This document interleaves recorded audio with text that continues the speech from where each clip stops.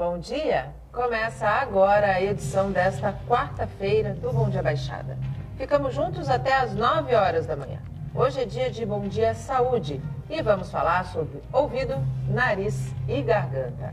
Para esclarecer diversas dúvidas, nós recebemos a médica otorrinolaringologista Caroline Canarella. Doutora Caroline, seja muito bem-vinda ao nosso programa. Bom dia. Bom dia, Nathalie. Bom dia a todos. Muito obrigada pelo convite. Estou muito feliz de estar aqui. Espero esclarecer bastante, ajudar bastante a população. E também a médica pediatra Heloísa Ventura. Doutora Heloísa, seja bem-vinda mais uma vez ao nosso programa. Bom dia. Obrigada pelo convite. Bom dia a todos. E a partir de agora, você também pode participar do nosso programa, fazer sua pergunta para as nossas convidadas pelo nosso WhatsApp, que é o 13 98877 9496, ou pela nossa fanpage no Facebook, onde já estamos também simultaneamente ao vivo. Doutora Caroline, o que é labirintite? Bom, esse termo labirintite, né, Nathalie, é importante a gente esclarecer que ele é um termo usado popularmente para qualquer tipo de tontura que seja mais rotatória, principalmente a tontura, a vertigem, né, a tontura rotatória. As pessoas relacionam muito com o labirinto e acabam usando o termo labirintite. Mas a labirintite, propriamente dita, seria, como todos os ites, uma inflamação, uma infecção do labirinto, que é uma região do ouvido responsável pelo equilíbrio. Tá? Mas existem as labirintopatias, que são doenças do labirinto e são várias, né? São várias doenças. Quais são as principais causas que levam à labirintite? Que levam à labirintite, a infecciosa, seriam infecções do aparelho auditivo, do ouvido, né? Então, as otites, né, as infecções, principalmente as otites, infecções acabam levando a uma contaminação do labirinto e uma labirintite. Tá bom? Agora, como eu falei, existem as outros tipos de doenças do labirinto, e aí são diversas, né, desde doenças mais simples até doenças mais graves, de mais difícil controle. Tá? Criança pode ter labirintite, doutora? É raro, né? A gente tem outros diagnósticos diferenciais na criança que tem tontura. Mas, como a doutora falou, a gente pode ter relacionado com as otites também. Então, a criança tem uma otite média e tem esse quadro de tontura, de enjoo, mas, assim, as outras causas, assim, crônicas, autoimunes, são mais raras na criança disso. Otite, quando a gente é mais novo, quando a gente é criança, é muito comum as crianças... na faixa etária até os seus 10 anos, terem muitas infecções de ouvido, muitas otites. E depois que parece que a pré-adolescência chega, o volume desse número de infecções diminui. Por quê? Uma coisa que a gente vê um impacto muito grande hoje na diminuição das otites é a vacinação, né? Um dos principais agentes é o pneumococo. E o pneumococo ele está no calendário, né, de vacinação, né? Vacinação contra 10 tipos de pneumococo. E ele é um grande agente, então pneumococo, hemófilos, eles estão na carteira de vacinação. Então ter uma carteirinha em dia já diminui também os quadros de otite mais grave, né? Que a gente antigamente, né, via as otites com evolução para meningites, mastoidites, hoje a gente vê menos isso. Mas uma coisa que criança faz muito é o contato com água. Né? Então, o grande caso que a gente vê na pediatria das otites médias e principalmente otite externa é aquela coisa, né, o nadador, verão. Então, a gente acaba pegando mais esse tipo de quadro no verão. Mas as rinossinusites, que também são causas ali de otites, que são mais frequentes na infância.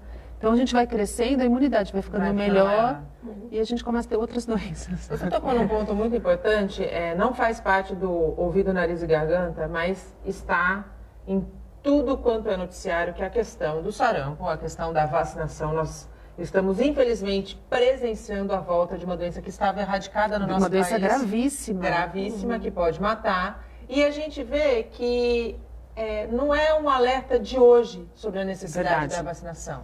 Essa onda anti-vacina, que é disseminada hoje muitas vezes através das redes sociais por blogueiras, que, na minha opinião, deveriam ser responsabilizadas ao imputar algumas informações como verdades médicas, tem de fato contribuído para esse cenário horroroso, doutora? Com certeza. Eu acho que a vacinação teve um impacto no aumento dos anos de vida, né, dos nossos filhos brutal. Né? Então, doenças que a gente teve pequeno, minha filha não vai ter porque está vacinada.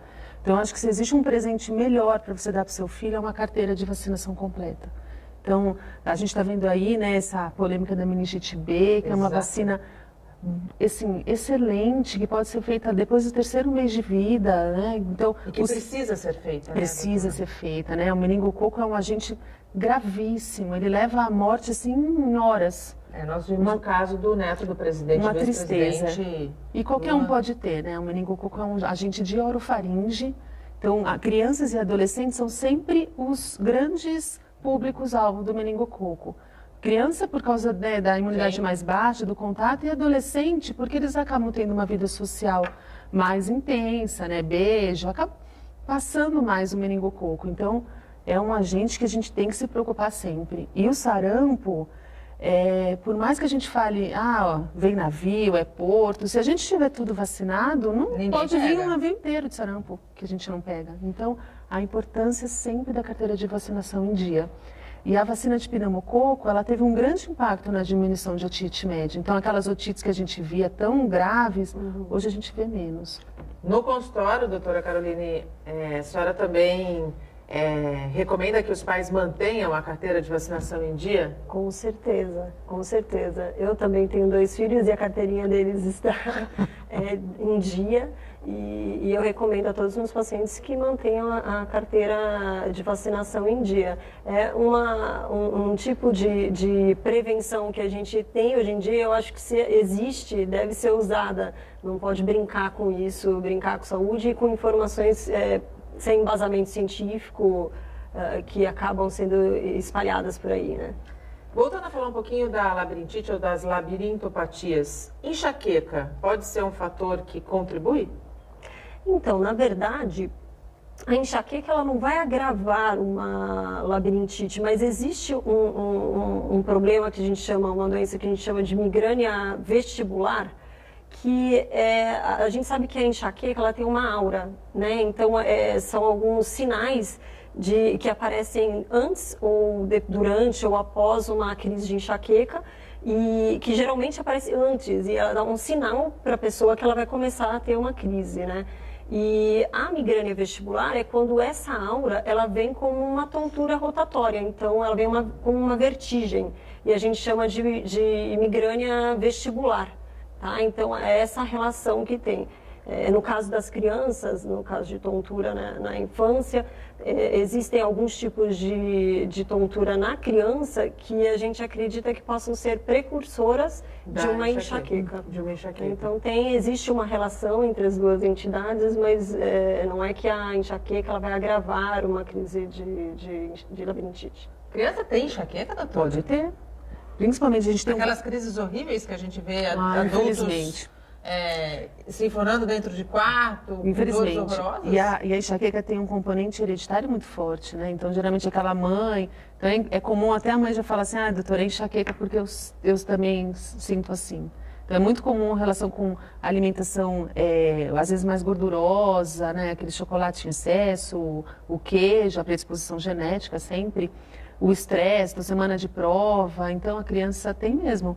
E é comum na criança, além da enxaqueca, da dor de cabeça, né, aquele enjoo, outras dores, dor abdominal, às vezes dores musculares estão associadas. Com relação, voltando a falar um pouquinho das otites, eu me lembro muito bem que quando eu era criança existia aquela máxima de pingar uma gotinha de álcool no ouvido quando a criança está com dorzinha de ouvido ou quando entrou água no ouvido da criança. Isso é bom ou é ruim? Então, a gente não recomenda que pingue nada no ouvido, principalmente quando estiver com dor ou com alguma secreção, né? A gente até orienta algumas vezes para alguns pacientes que têm formação de cerume muito frequente, então se ele sabe que não está saindo nenhuma secreção, não está com dor e tampou o ouvido, ele pode até começar a pingar algum emoliente até ir na consulta, mas fora isso, não é recomendado que pingue nada no ouvido quando estiver com dor. tá? Porque pode acontecer de ter uma otite começando, uma infecção, se você pingar qualquer agente ali, ele pode agravar o quadro. Se tiver uma perfuração timpânica, que muitas vezes acontece associada com a otite, além da criança ter uma dor horrível, ela pode perder a audição. Ela pode, inclusive, perder a audição por conta desse agente agredindo a orelha média, tá bom? Cotonete, é vilão? Muito. É para usar? Não é para usar? Como usar? Só para você ter uma ideia, a orientação que eu dou para os meus pacientes é de não comprar. Porque se eles comprarem e tiverem em casa, eles vão usar, porque é gostoso, né? Ficar ali com o cotonetinho. Mas o cotonete, ele, além de pode empurrar o cerume em direção à membrana do tímpano e formar uma rolha. Ele pode, às vezes, tirar demais a cera também, deixar aquele ouvido desprotegido, porque ele é uma proteção do ouvido. Né? É importante que todo mundo em casa saiba disso. A cera não é uma sujeira, ela é uma proteção. O que eu falo para os meus pacientes é, você costuma pegar o cotonete e ficar secando a sua saliva todos os dias? Não. Então, é uma secreção do organismo que é uma proteção. Então, não é recomendado. Fora que o cotonete é o trauma de ouvido, perfuração timpânica traumática é a principal causa. Porque muitas vezes a pessoa está ali limpando e alguém passa, ou ela mesma esbarra em algum lugar. Ou ela assusta. Assusta e acaba perfurando o tímpano. Então, é a principal causa de perfuração timpânica traumática. E quando isso acontece, há o risco também da perda da audição, doutora? Quando tem lesão somente da membrana timpânica, existe uma queda da audição, mas não necessariamente uma queda completa, uma anacusia, né? A perda completa da audição só pela perfuração do tímpano, porque a gente tem outras estruturas que funcionam como aparelho auditivo também, né? Mas existe uma queda, né? No caso da perfuração traumática, a maior é parte... permanente essa queda? Não, então, a maior parte das vezes, a membrana do tímpano, como é traumática, ela cicatriza novamente, ela cicatriza espontaneamente, tá? Mas tem alguns casos que a perfuração permanece e acaba tendo que ir para uma cirurgia. Criança, doutora, bebezinho, mãe de primeira viagem, a indústria hoje tem alguns cotonetes que dizem que tem um formato ideal para o ouvidinho da criança. Não mexer. Não compre. Criança, ouvido de criança, a gente fala que é para limpar com a pontinha da toalha só por fora, para tirar aquela umidade, aquele excesso. Porque é muito comum a gente ver trauma de ouvido. Porque o cotonete, imagina se é difícil na gente. Pensa na criança. Imagina a criança. E jamais deixaram o cotonete na mão da criança. Jamais, porque a gente vê muito essas rolhas, porque vai empurrando a cera, né? O corpo acaba reabsorvendo aquele excesso de água. Aí a criança tem que fazer lavagem muitas vezes no ouvido. Não compre cotonete. Com relação ao tratamento da labirintite, doutora, o que é hoje mais indicado? Da labirintite, infecção, os tratamentos com antimicrobianos mesmo, antibióticos, tá? Agora, dos outros tipos de tontura, existem vários tipos. Na verdade, o mais importante é detectar a causa da tontura, a causa da labirintopatia. Alguns tipos de tontura, a gente consegue, com manobras no consultório, já reabilitar o paciente em alguns minutos. Então, o importante é fazer essa avaliação com o otorrinolaringologista e determinar qual a causa da tontura. Afinal, Nathalie, a tontura é um sintoma, né? A gente tem que pensar na tontura como um sintoma. É um sintoma de alguma coisa que não está indo bem no organismo. Não é uma doença a tontura em si. Então, a gente tem que investigar. Automedicação? Jamais. Para labirintite ou para labirintopatias? Bom, o paciente, se ele está tendo muito sintoma de náusea, né, e não está impossibilitado de ir a um pronto-socorro naquele momento, ele pode até usar algum antiemético, né, aqueles medicamentos para melhorar um pouco a náusea, o mal-estar. Se ele não tiver nenhuma contraindicação médica já informada a ele pode tomar algum medicamento para se sentir um pouco melhor, mas sempre procurar um pronto-socorro e uma consulta com o otorrinolaringologista para investigar mesmo. As labirintites, elas podem ser de repetição? Essas infecções podem ser de repetição? E sendo de repetição, qual pode ser o prejuízo ao organismo?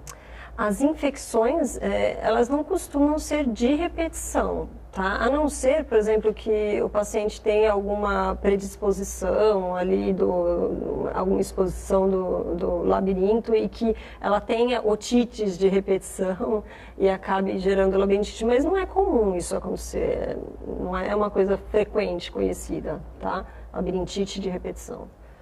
E com criança, doutora Heloísa, tratamento, no caso de labirintite, que é mais raro, que é incomum, mas que acontece, como que deve ser feito? É igual ao de adulto? A grande causa são as causas infecciosas, né? As otites. Então, o tratamento de base com um antibiótico, a remoção ali, às vezes uma criança que frequenta a creche, né? Alguns fatores que aumentam a chance de ter otite de repetição. Se a gente remover esses agentes, essa criança costuma melhorar. Em casos que você não, a gente sempre acaba contando com um otorrino junto, sim, mas geralmente eles têm uma boa evolução. O mais importante é excluir causas ali de diagnóstico diferencial. Né? Infecções de garganta. Criança tem muita. Muita. Também. Há uma linha de pediatras que diz que bebês não têm infecção de garganta. Há outra linha de pediatras que diz que bebê pode ter, sim, infecção de garganta. Pode ou não pode? Então, a amígdala, o tecido amidaliano, ele é formado depois do primeiro ano de vida. Então, bebês, amidalites bacterianas a gente não encontra. Mas, às vezes, quadros virais, porque você começa a ter naqueles primeiros... A gente vem com os anticorpos que a gente recebeu da nossa mãe, o leite materno, que é maravilhoso, a gente vem bem até o 6º, 7º mês. Depois do sétimo mês, aqueles anticorpos que a gente recebeu da nossa mãe que protegem, eles começam a cair muito rápido. Então, começam as infecções virais, né? Não tem tanta proteção. Então, a gente tem muito quadro viral nessa idade, mas abaixo de 1 ano, 1 ano e meio, as amidalites bacterianas são muito raras. A gente não tem aquela amígdala, né, da criança de 2, 3 anos, que tem aquela amígdala bonita. A gente ainda não tem esse tecido, porque ele é um tecido de defesa. E você falou uma coisa que, para quem tem filho, sabe que quando leva no pediatra depois de uma determinada idade, um dos exames que se faz é olhar sempre a garganta e ver o tamanho das amígdalas. Se essas amígdalas não diminuem ou estão num tamanho acima daquilo que é recomendado para a idade, quais são os fatores e o que isso pode causar? Depende. Existem, hoje a gente opera muito menos do que quando a gente era pequeno, né? Todo mundo operava. Sim. Hoje existem mais critérios. Então, aquela criança que tem uma amígdala grande, mas não tem obstrução, não infecta, deixar ali, porque com a própria evolução, né, vai passando dos anos, aquele tecido amidaliano ele tende a diminuir. Então, é mais observar. Agora, às vezes, tem até aquela criança que não tem uma amígdala tão gigante, mas ela está sempre com obstrução, faz apneia à noite, está sempre infectada. Essa é uma criança que pode se pensar na remoção. Então, o tamanho da amígdala é um fator, mas tem outras coisas associadas para a gente pensar sempre.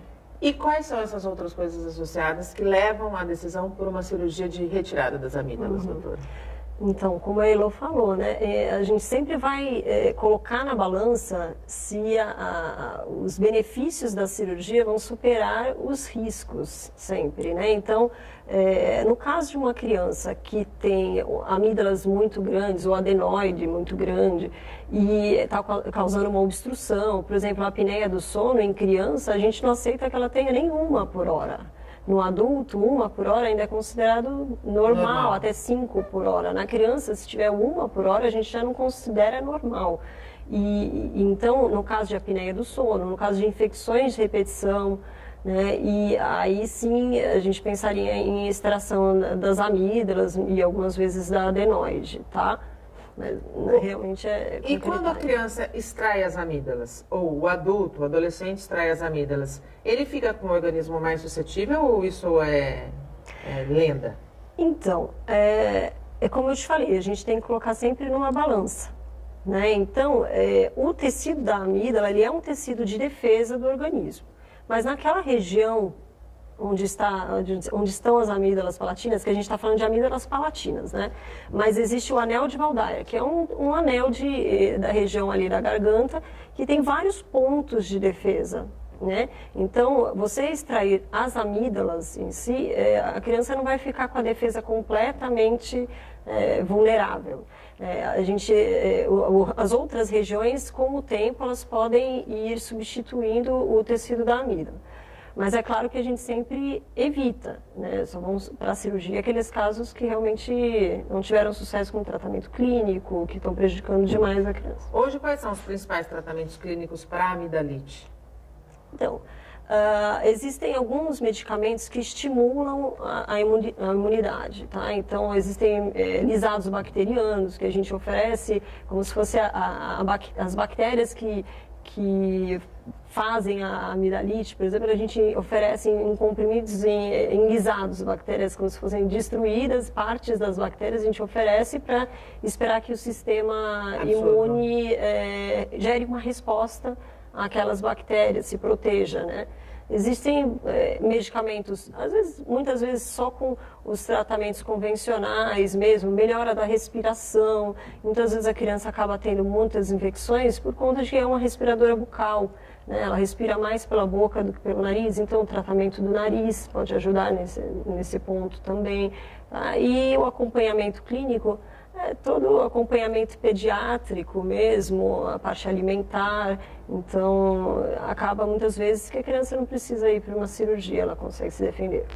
Você falou, doutora, que a amidalite causada por infecção é incomum até 1 ano de idade. Bacteriana, desculpa. Os vírus estão ali. Bacteriana. É incomum até 1 ano de idade. No caso dessas amidalites que são possíveis em crianças a partir dos 6, 7 meses, o tratamento, ele é medicamentoso, o melhor tratamento, e é com antibiótico?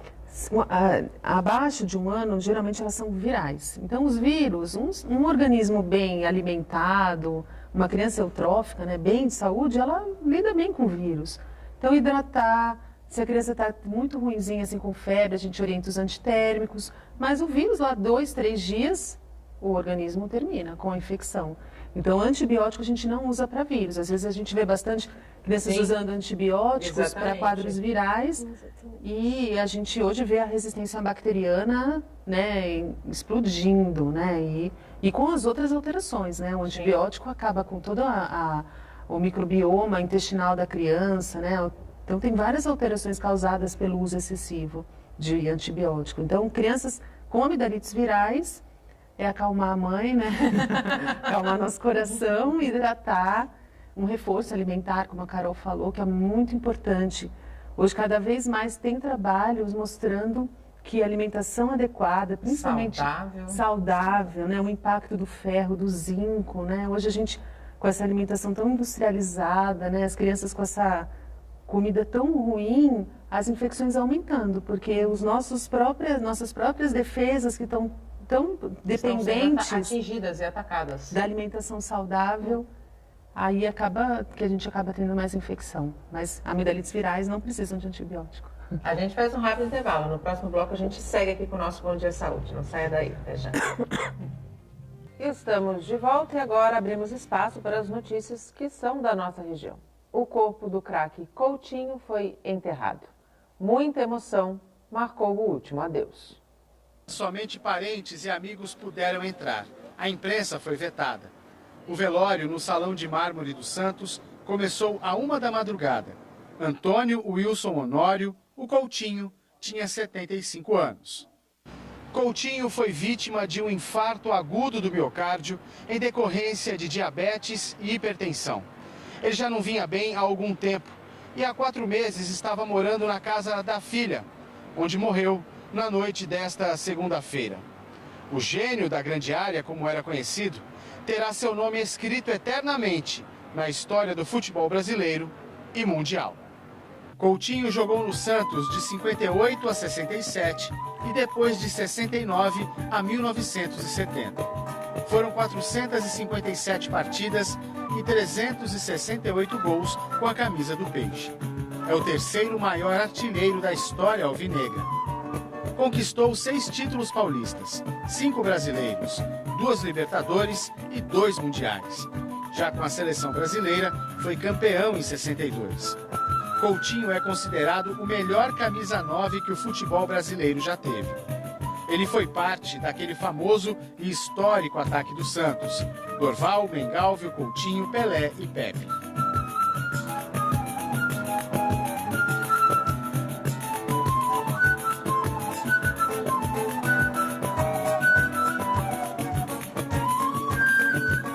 Homenagens chegavam a todo momento. O Rei Pelé, eterno parceiro, mandou uma coroa de flores em seu nome.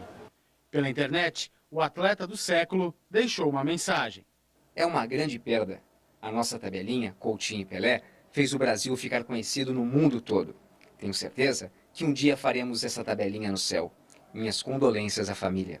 Ex-craques do Santos que jogaram com Coutinho ou que foram treinados por ele estavam muito emocionados com a perda do grande amigo. Foi meu treinador na década de 80 e com o passar do tempo nós tivemos uma amizade e no dia a dia que a gente mora todo mundo em Santos aqui, jogava um baralho, umas certas coisas, passeava, tivemos a oportunidade de brincar um pouco na seleção de Master, quando ele ainda jogava um futebol, mas infelizmente a vida nos proporciona isso, né? Visitei, sexta-feira eu estive na casa dele fazendo uma visita, fiquei muito triste, porque anteriormente eu tinha visto ele, a condições físicas dele e clínica não era boa, ainda falei com outros companheiros de profissão, vamos visitar o Couto, porque a situação não está legal. Parece que é alguém da família que vai, um sentimento, sabe, de muita tristeza, de lembranças boas, né? E que vai ficar isso aí pra gente. Praticamente um pai pra mim, né? Eu cheguei garoto aqui, como ele também chegou garoto, e outros o receberam muito bem, ele me recebeu muito bem. E fica aqui aquela saudade, né? Porque ele me ensinou inclusive a fazer gols, que ele dizia, você bate forte na bola, mas não precisa furar a rede. A bola passando da risca é gol. E eu aprendi muito isso. Para mim foi um pai. Foi um cara extraordinário, um cara que me ensinou muito. Não tive o prazer de jogar com ele, mas tive o prazer de trabalhar com ele. É uma pessoa que vai ficar sempre, mas sempre nas minhas recordações, no meu coração. Porque se eu virei o jogador que eu virei, muito eu devo ao Coutinho. O Brasil, o futebol brasileiro, deve a Coutinho. E como hoje é dia de Bom Dia Saúde, vamos aproveitar para exibir uma reportagem que, na verdade, é um alerta. Uma tristeza desproporcional que aparece sem motivo. Perda ou diminuição de interesse e prazer pela vida. Esses são alguns sinais da depressão. Doença considerada hoje a quarta principal causa de incapacitação, segundo a Organização Mundial da Saúde. Apesar de ainda ser um desafio para os médicos, existem tratamentos que podem melhorar bastante a qualidade de vida de quem tem a doença. Pegar onda. Exemplos de hábitos que fazem bem para o corpo e para a mente. E contribuem para evitar vários problemas. O quanto é bom fazer uma caminhada à beira-mar? Nossa, é tudo de bom. É vida, é saúde, é alegria. A gente tem um dia assim maravilhoso. É só dar uma caminhada, o dia se torna assim maravilhoso. A gente sabe que praticar esporte é saudável, mas praticar o esporte aqui no mar é milhões de vezes melhor e mais saudável. Não tem jeito de ficar triste. Depressão, então, nem pensar. Imagina, né? Isso é só para quem não gostar mesmo da água ou não souber nadar, tiver aqueles desesperos e aquelas fobias. Caso contrário, você coloca o pé na água, parece que tudo se acalma, os pensamentos se encaixam e aí você deixa rolar, né? Segundo a OMS, Organização Mundial de Saúde, no Brasil, nos últimos 10 anos, o número de pessoas com depressão aumentou 18,4%. Isso corresponde a 322 milhões de pessoas. Quase 6% dos brasileiros sofrem de depressão. As mulheres são as mais afetadas. 5,1% das brasileiras têm a doença. Nos homens, o índice cai para 3,6%. Sol Carvalho é sambista, dona de um vozeirão. Pelo curto tempo que você subiu. Quem a vê cantando nem imagina que ela passou por um período difícil. Ela teve depressão. O que eu soube é seu respeito, me entristeceu, ouvi dizer. Eu só queria ficar deitada, só queria ficar dormindo. Eu não conseguia andar na rua sozinha, sempre tinha que estar acompanhada por alguém da família, e tinha que ser da família, não podia ser qualquer pessoa. E também não saía de casa, não queria tomar banho, não comia. Só fazia essas coisas se tivesse alguém em casa, meu marido, os filhos juntos, para poder me ajudar. Fiquei muito doente, hoje uso, nem tenho vergonha de falar, uso prótese, porque eu perdi meus dentes, o dentista falou que era consequência da depressão, né? Tive uma periodontite, né, muito forte, fibromialgia, né, que também foi difícil ter um diagnóstico, porque é uma doença que ela também é silenciosa, ela é consequência da depressão, que dói o corpo todo, é horrível, não desejo isso para ninguém, é muito ruim. A psicóloga e psicoterapeuta Yara Chalela é taxativa. Depressão é coisa séria. A depressão, ela é, na realidade, um quadro clínico. Ela é uma doença séria, que precisa ser encarada como tal. Ela não é uma brincadeira, ela não é um chilique, ela não é uma frescura, ela não é a falta de um tanque para lavar de roupa, que eu já escutei comentários assim desse tipo, certo? Ela não é chantagem afetiva, ela é uma doença.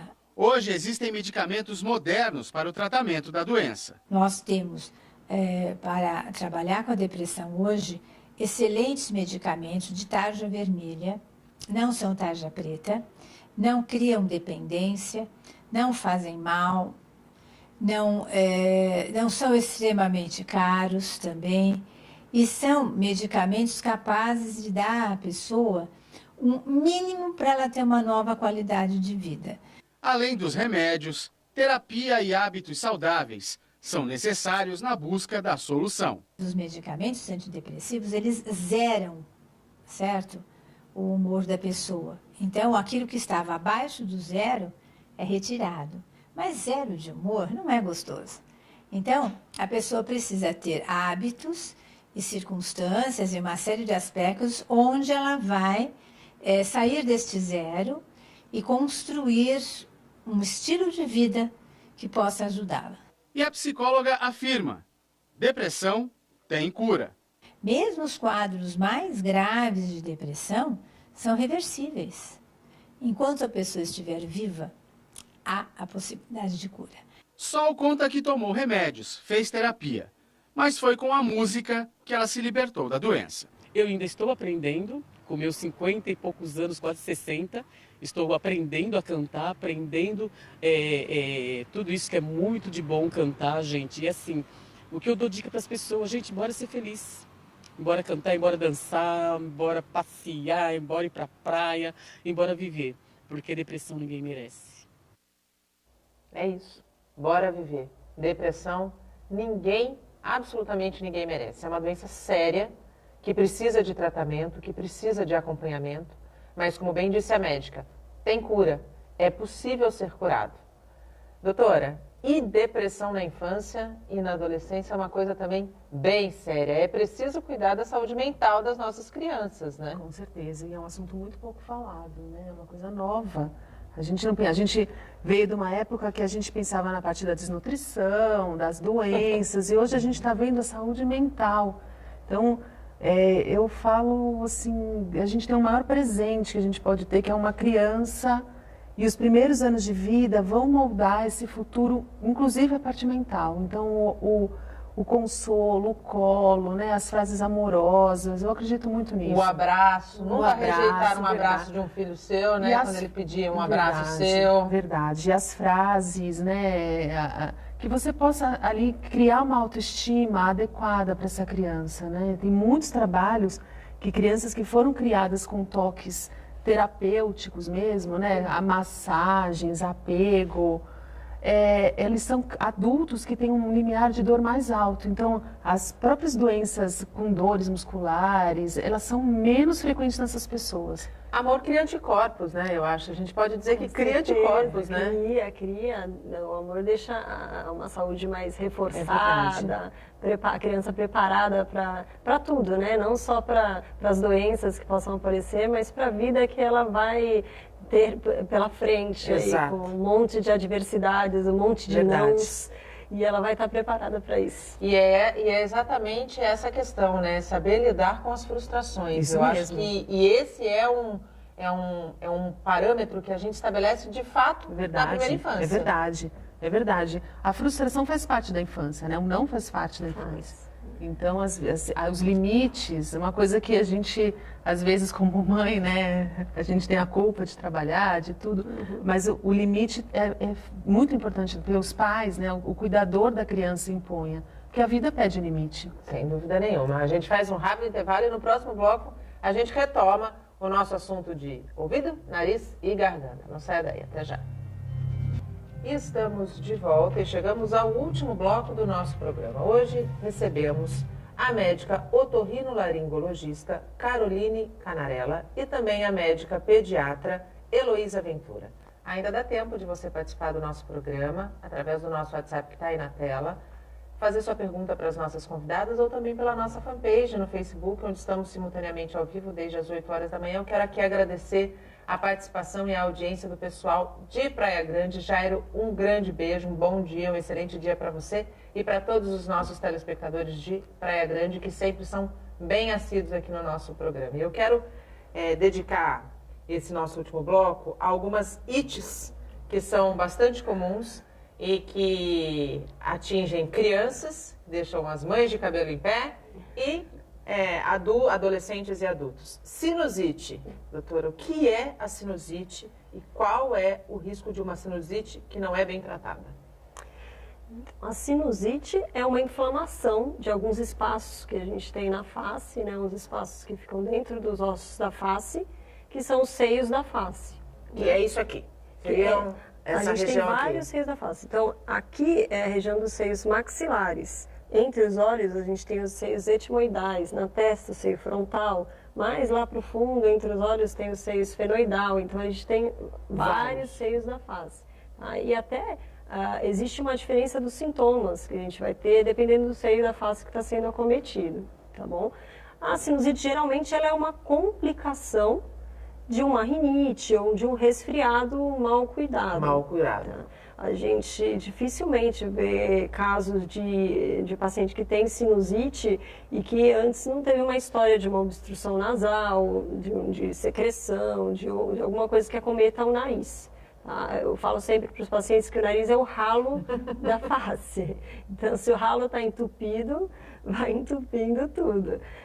E a sinusite, a complicação, você me perguntou o que poderia dar de complicação numa sinusite mal cuidada, além da sinusite crônica, de cronificar esse processo e algumas vezes precisa evoluir para uma cirurgia, existem outras complicações intracranianas, acometimento de órbita dos olhos, né, as celulites, na criança é muito comum as celulites periorbitárias, que a gente vê que a criança chega com o olho inchado, inflamado, pela proximidade dos seios da face com a região dos olhos. Tá?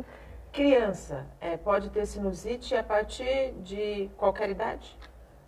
Os seios da face, eles vão se formando junto com a gente. Então, antes de 1 ano, eles ainda estão muito pouco aerados. Então, a gente não costuma ver sinusite, as maxilares, como ela falou, frontal, porque eles não estão bem aerados ainda.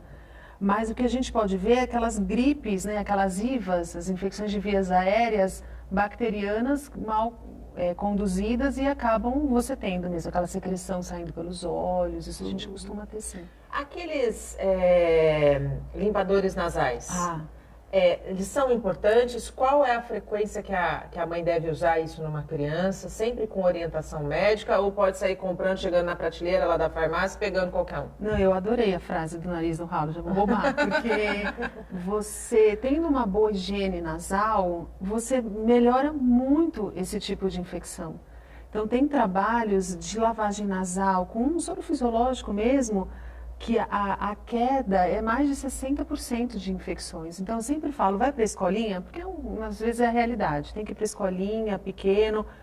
E assim, lavagem nasal, de manhã e à noite, mesmo com a criança bem. Porque quando você tem a via nasal bem permeável, você já tem uma grande armadilha para esses vírus e bactérias, porque elas penetram via nasal. Então, tanto umidificado, tanto limpo, a aderência dessas bactérias, desses vírus, para a mucosa já é mais difícil.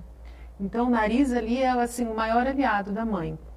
Os aspiradores, Então, é sempre importante a gente lavar bem o nariz desde recém-nascido. Então, já ser um hábito. Deixa no banho ali, a criança vai se acostumando. Hoje a gente tem os aspiradores, aqueles em perinha, e tem aqueles hoje de sugar, né? Sim. Então, assim, eles têm uma boa ação na criança que tem congestão nasal, tem secreção. Agora, aquela criança que tem uma outra congestão, porque tem um edema, não vai ter muita ação. Então, a mãe pode usar, mas o mais importante é a lubrificação, a lavagem nasal sempre, mesmo na criança assintomática. Rinite.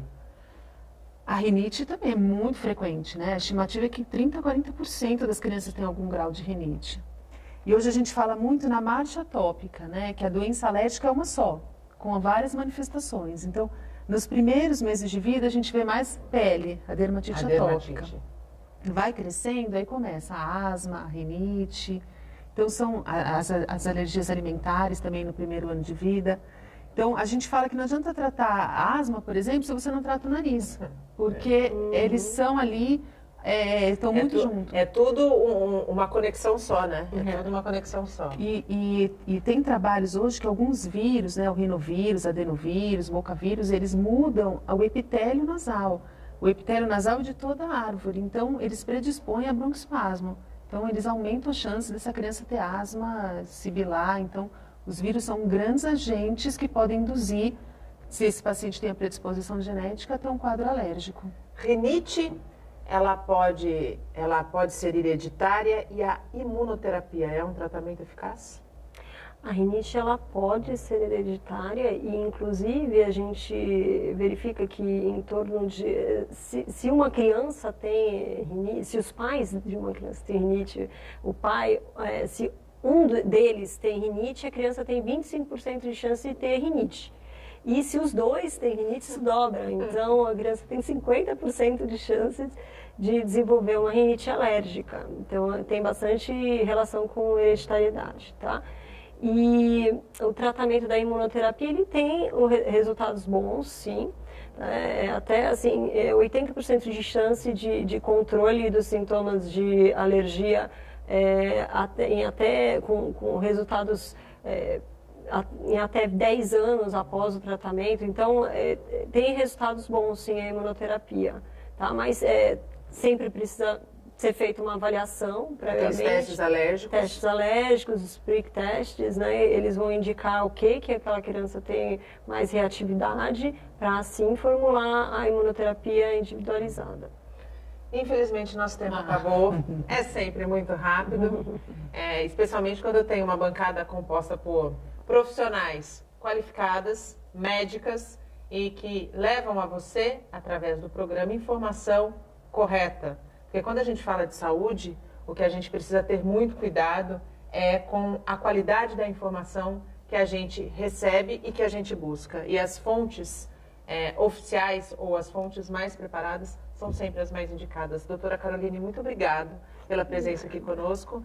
Foi a estreia da senhora aqui no programa. Espero que volte mais vezes dentro do nosso quadro Bom Dia Saúde. Muito obrigada. Agradeço muito. Muito obrigada. Um bom dia para todos vocês. E espero ter ajudado bastante mesmo. Como a Nathalie falou, informação... sempre com embasamento científico, evitar buscar informação pela internet com os blogueiros, que sei que têm boas intenções, mas muitas vezes passam informações erradas. Exatamente. Doutora Heloísa, muito obrigada mais uma vez. Obrigada pela tua presença aqui conosco e pelas informações sempre tão importantes passadas aos nossos telespectadores. Muito obrigada pelo convite. Bom dia para todos. O Bom Dia Baixada fica por aqui. Nós voltamos amanhã com informação de qualidade, sempre de um jeito único. Durante todo o dia você pode ficar bem informado sobre tudo o que acontece na região e no mundo acessando o Santa Portal. Até amanhã. Tchau.